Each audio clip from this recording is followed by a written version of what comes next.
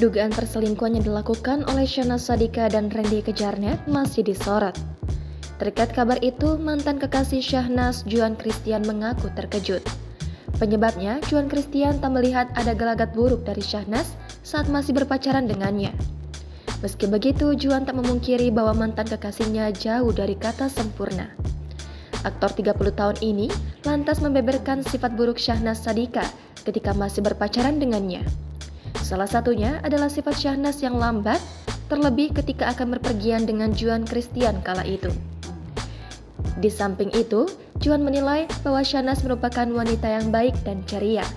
Aktor yang pernah membintangi 7 Manusia Harimau ini juga menampik isu adanya orang ketiga yang menjadi penyebab putus hubungannya dengan Syahnaz. Sebagai mantan kekasih, Juan Christian mengaku sempat terkejut saat mendengar kabar tersebut. Ia tidak menyangka bahwa Syahnaz bisa mengingkari pernikahan yang seharusnya sakral.